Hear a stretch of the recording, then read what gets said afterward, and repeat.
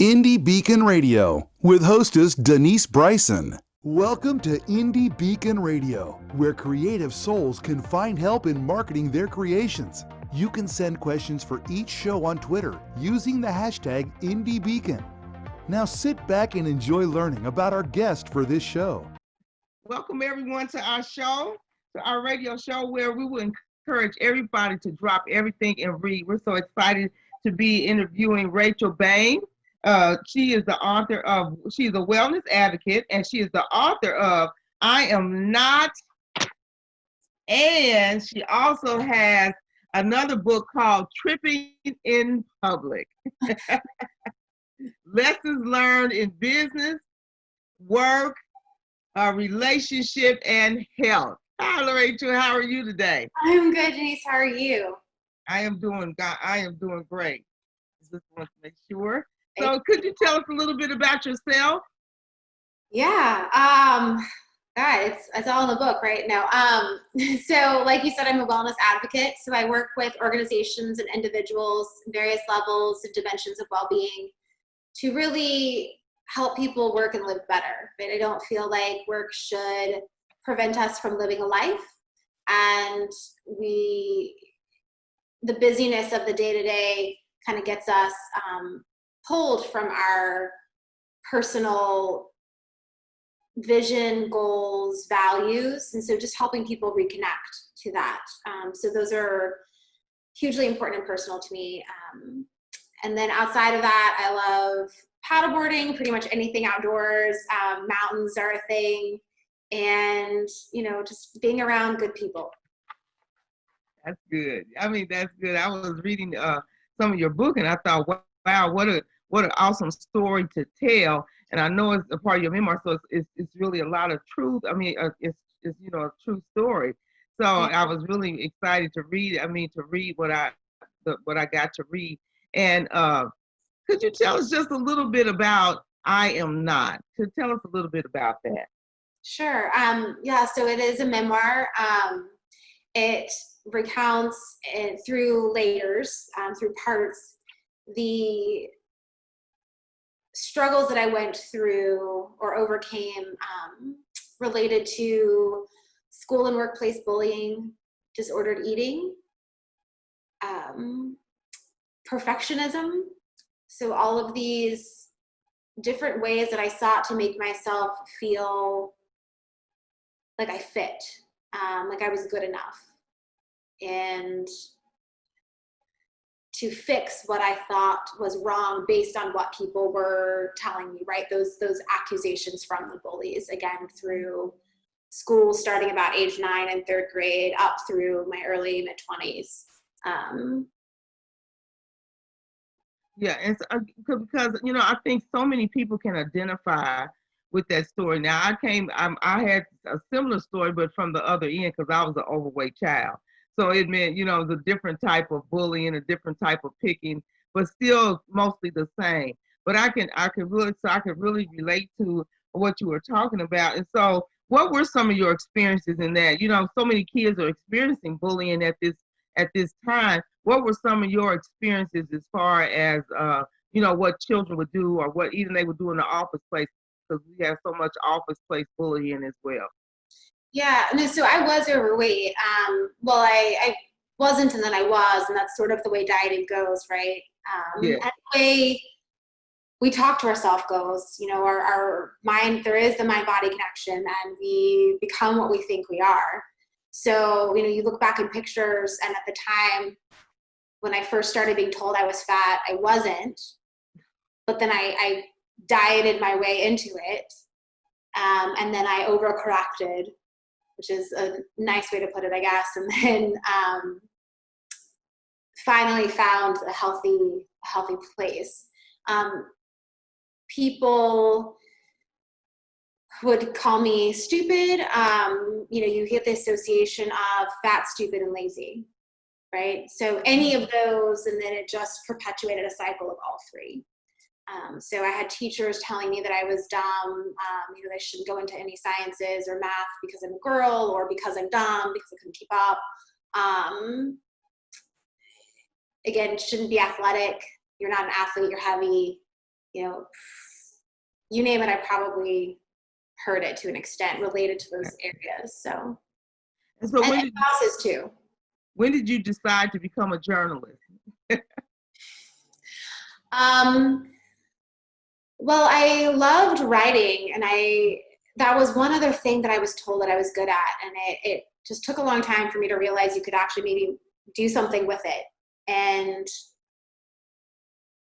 there are so many stories out there that need to be told, and journalism plays such an important role in society that I really wanted to find a way to marry my love of writing with my calling to kind of make the world a better place. And for a while, I thought that was through journalism, by looking at what is going right and what is going wrong and telling that story to a larger audience so people could learn from it and hopefully implement those lessons to make our society better.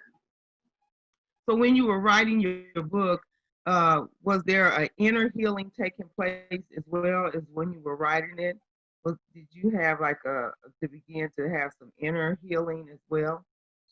I definitely had inner feelings. I would say I was healed already. Okay. So the writing process, in a way, was, there was a little bit of catharsis, but I don't think I would have been able to write it had I not been healed and in a good place. That's good. And I wanted to tell that story many times, and I kind of tried, and it just never was forced. And it wasn't whole because I hadn't finished that journey. I hadn't completed my healing. And when I finally felt safe enough, so to speak, to really tell it, it poured out of me. The editing, less so, but the writing itself, the initial writing, right?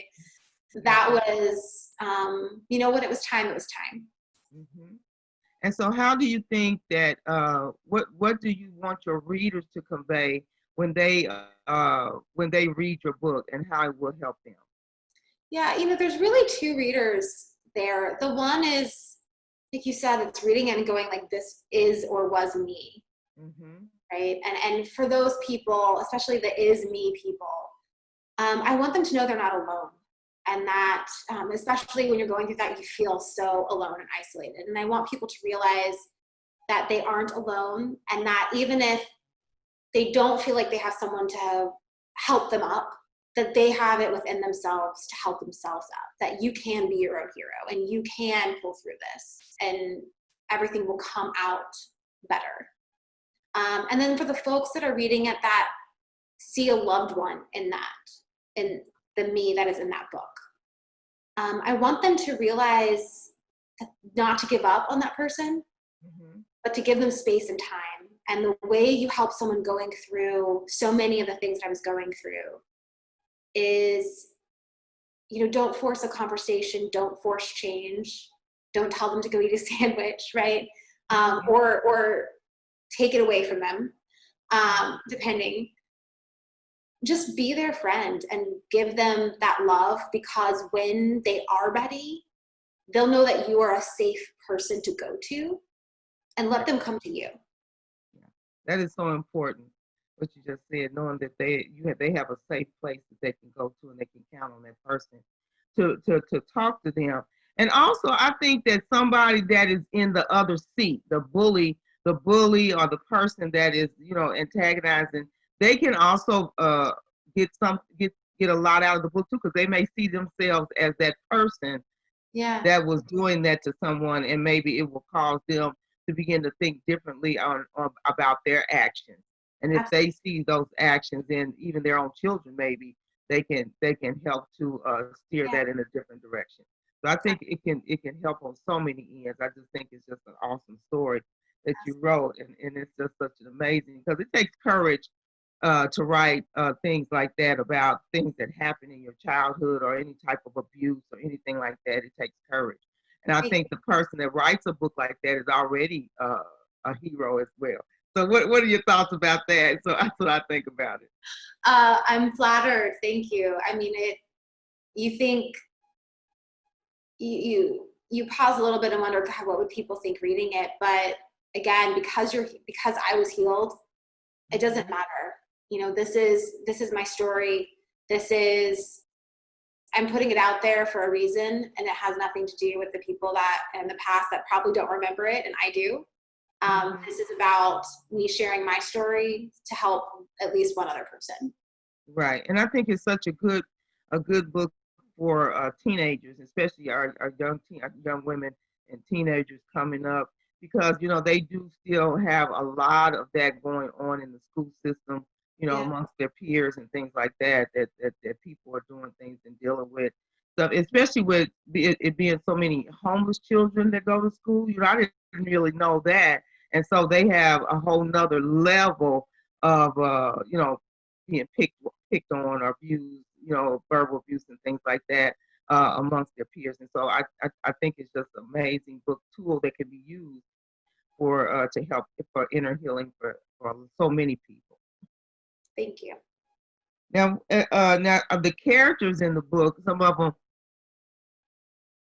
are fictional. So we're running. Let us do this first before you answer that question I was getting ready to ask. Let us take a break so we can hear some from our wonderful sponsors, and we'll be right back. Okay. The Fire in the Rock by Charles Henderson Norman was named to Kirkus Review's list of the best books of the year in 2016. It is the story of the Exodus as told by Zipporah, Moses' widow, long after the fact. But it is not a conventional Bible storybook. It will challenge non-believers, but it will challenge believers as well, with a human perspective on a story that you have never heard. Available on Amazon as a paperback, ebook, or Audible. Do you send book sales to a company that takes most of your money? Want to earn more money from your book sales? Do you want a bookstore that supports you? Introducing a new bookstore for indie authors and small press, B4R.store. Earn up to 80% of your book sales and learn how to market yourself. B4R.store. Join us for the 6th Annual Authors Marketing Event in Granbury, Texas on July 23rd to the 25th, 2021, where authors share ideas and learn from the professionals over a 2-day weekend. Receive your book marketing certification from the only organization in the world that has been doing it for 5 years, Authors Marketing Guild, a membership-based organization that supports authors from around the world. Learn more at ame.authorsmarketingguild.com. Sponsored by IndieLector.store, a bookstore that pays authors their fair share. Hello, I am the author and poet Denise Bryson. I am the author of The Things That Cross My Mind, Love's Reality, both in book and audio form.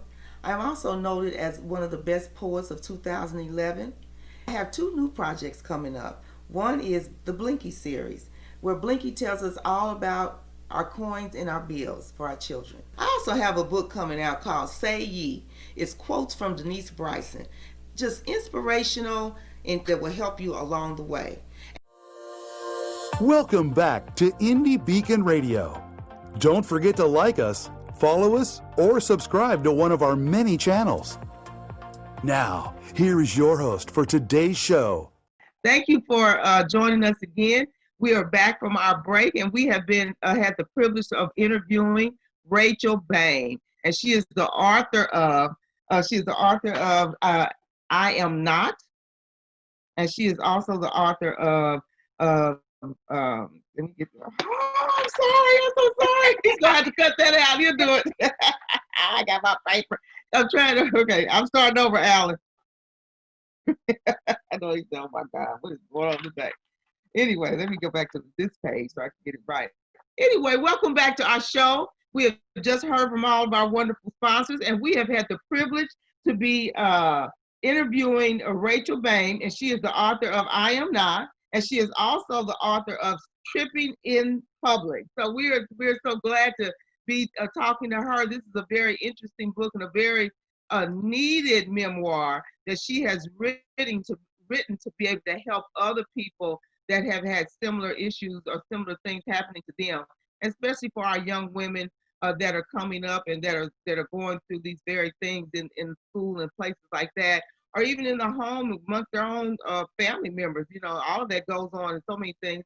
But this is a book that you would want to get so that they can begin to read it, and it would be such a blessing and such a help. So she's a hero, I think. someone that has taken the time to write her story to help others, and that is always so important when we do that, because that's what we want our books to do. We want them to help somebody else, and so this is one thing she's done. And so, could you tell us a little bit? I was going to ask a question about some of the characters that are in the book. Are they fictitious, or are they? Or did you? What it was the movie used to say? The names have been changed to protect the innocent. The names were changed to protect me. That's pretty much it. Yeah. Okay. I mean, it's a memoir, and as a trained journalist, it was vital for me. I didn't want to make composites. What I wrote happened, and again, the only thing that I changed were the names. I mean, some of the dialogue even is how I remember it, because again, they may not, because it wasn't as impactful an event for them. But we all remember those moments, good and bad from our childhood, that really imprinted in our minds. And these are the most of those. Not everything made the book, but yeah, everything in there is spot on. Now, what about your target reader? Who do you feel like your target reader is? Yeah, I mean, to go back to what we were talking about before, there's kind of the primary, which is that person that sees themselves in the girl that I was and the young woman that I was through the pages. And then there's their outside support, their network. And then, as you mentioned, maybe somebody reading it is like, oh, I didn't realize that I was that bully. Right. I think that's probably a smaller group, but certainly still there. That can be, readers. Now, tell us a little bit about tripping in public, lessons learned in business, work, relationships, and health. Tell us about that. That one was surprising to me, because I really didn't expect much to come of it. That was probably more of my, like, I don't want to say selfish, like I did it for me, but I certainly did it for fun. Mm-hmm. And, we all know our moms are right. So my mom said, you're so funny, you should put some of this down and you should write this in a book. And I was like, yeah, whatever. And then she's been right about so many things before, though, that I was like, maybe I should listen. So I did. I started collecting them, and I have a sequel going in the same way, and put them out there. And I thought, really, my mom would buy a copy, and a few people would hit like on Facebook, and that would be the end of it. And the reception I got was so incredible. And the fact that people were reading it and like, oh my gosh, this is so, like, people that don't even know me, right, who found it, saying how funny it is, it's in their office waiting room, or how poignant some of them are. It really, in a way, it helped create that place for me to feel safe to then put my story out there. To share, like, hey, these are the things that when I look out in the world, some are sarcastic, so I want people to know that who don't know me, but that are funny, or again, meant to be more introspective, to throw that out there and to have people say, like, yeah, me too. That's really powerful, and that's a really nice starting place for a new author. Mm-hmm. That's good. Now, what is the significance of the book title itself? For both books, actually. Let's ask that. Yeah, so I'll go in chronological. So with Tripping in Public, I mean, are we not all trying to, like, walk around? I mean, maybe not, like, as you get more confident in yourself, but for the most part, we're all, especially in the beginning, like, okay, I'm going to be perfect today. Like, there's nothing, I got, like, the lint roller, like, nothing on me, I'm walking around, I've got to put on the airs, right? Like, nobody know I have imposter syndrome. And nobody is that perfect. Nobody is perfect. We have all tripped in public on something. Yeah. Right? And that was what I wanted to say, is, like, I really don't know what I'm doing. I am just doing the best I can with what I've got, and I'm ready to just own that, So we've all tripped in public. We all are tripping, and metaphorically, in public, at least daily. And that's kind of the theme of the book, is like failing your way forward, and being okay with failing your way forward. And then I am not, each part is titled something that I was told I was. Mm-hmm. And so part of it is me now declaring I am not these things. Mm-hmm. And the other part, way to read that, is that little girl in me that's like, I am not, Yeah, yeah, like, exactly. I am not. And so read either way, but the point is, I am not the labels you try to put on me. I am who I say I am. Mm-hmm. That's amazing. That's really good. Now, what about now? When did you start writing? When did you start writing either book? I mean, how long did it take you to get through the writing process for either one? Yeah, tripping in public. It was like that many years ago. Like 3 years ago. I don't remember exactly, but I mean, I just started collecting things, and I felt like I had enough. I started weaving them together, and I worked with my now publisher is an author coach to edit it down. So that was a little bit looser or more quick once I got to the writing phase or the compiling phase. I am not took about a year to write, and some change to edit. And, like everybody will tell you, the editing process is longer sometimes than the writing process. And so that was more of the labor of love, was that like the next 6+ months of editing it down. So. Yes, and people don't really understand the importance of editing, and they try to get around, but that's a very, very, very important part of getting the writing done. So we're getting ready to take another break, and we will be right back with Rachel Boehm, and we'll be back in just a minute. World War II, the Holocaust and a mysterious package arrives in New York from Germany 40 years after the war, involving 3 families across the oceans. Mystery, intrigue, and correcting the most heinous of wrongs. This is just part of the story Michael Newman tells in his book, Between These Walls. Available in Amazon, Barnes & Noble, or at indielector.store. Buy it today and enjoy this thriller of a novel.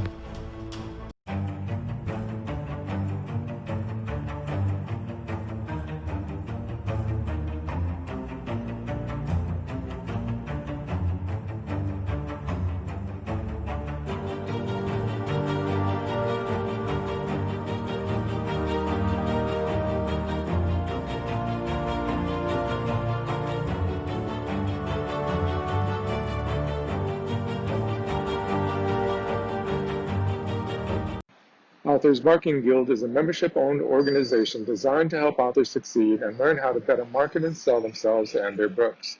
Join us at authorsmarketingguild.com and receive so many benefits you'll wonder why you didn't join sooner. That's authorsmarketingguild.com. Welcome back to Indie Beacon Radio. Don't forget to like us, follow us, or subscribe to one of our many channels. Now, here is your host for today's show. Welcome back to our show today. We have had the privilege of interviewing Rachel Boehm, and she is the author of I Am Not, and she is also the author of Tripping in Public, Lessons Learned in Business, Work, Relationships, and in Health. And she is also a wellness advocate. So tell us a little bit about that as well, your advocacy for wellness and things like that. Yeah, it's a wellness advocate. It's a catch-all, right? It was the shortest way to say all the different things that I do that help people have or improve their well-being inside and out. So part of that is working on like worksite wellness programs, which includes I'm getting my doctorate in industrial organizational psychology, and then working with individuals with private health coaching, wellness coaching. So sitting for the board exam there. And now I've got to knock on wood so I don't jinx any of that. And then I also wrap dermatology-based skincare. So all of it is, and especially if you read my book, you'll know that I really mean it when I say I know what it's like to look in the mirror and want to look away. And whether that's because of something on the surface or something inside.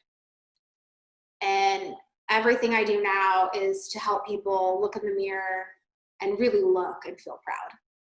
And there's many different hats that I wear that manifests. So when characters are limited, wellness advocate kind of just fits. And you know what? It's probably you're gonna probably be business will probably be booming after this pandemic because we done put on weight, we done so many things, and people are going through so many things, you know, being isolated. So we're gonna all need some wellness help here. Really just try to get ourselves back from from this experience. What would you say to someone about that may be, you know, kind of going through that and even feeling, you know, some body shaming because they have maybe picked up weight or something like that during this time because they you know, they turn to something to try to get through the you know, through this time and you know, during the pandemic. So what would you say to somebody to encourage them in that situation? Yeah, I would say 3 things. The first is you are not your weight, and you're not your actions. The other thing I would say is that when you really peel back the layers, every behavior makes sense. So it's not because you're a bad person or you don't care or you're lazy or you're not motivated or you don't have enough willpower. It's because whatever you're doing is the best skill you have in this moment to heal or serve you in some way.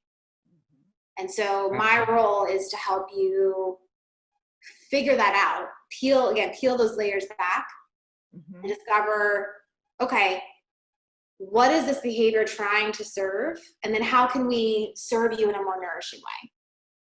And then the last thing I would say is, I agree with you that I think that, you know, wellness is going to be even more needed, but I really hope I can put myself out of business. That's great. That was a great answer. And thank you so much for it. So we're going to begin to wrap up. Now, what is next for you? Well, the PhD board exam. I have some book ideas in my head that I keep circulating so that I can get to them when I have that time to commit.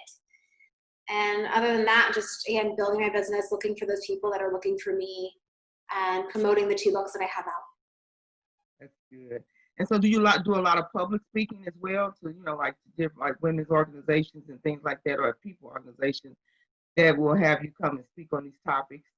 Yeah, I love running workshops in person and other times, and virtually as well. Again, working small groups, large groups, looking to expand my public speaking, but I do some of that as well. And honestly, I really like social media. I think it's a really great tool when used effectively and appropriately. So you can find me there in the meantime. Okay. Well, then can tell people where they can buy your book and where they can find you on social media. Yeah, I think probably the one stop shop, because I have links across, is going to be my website, which is rachboehm.com. So BOEHM.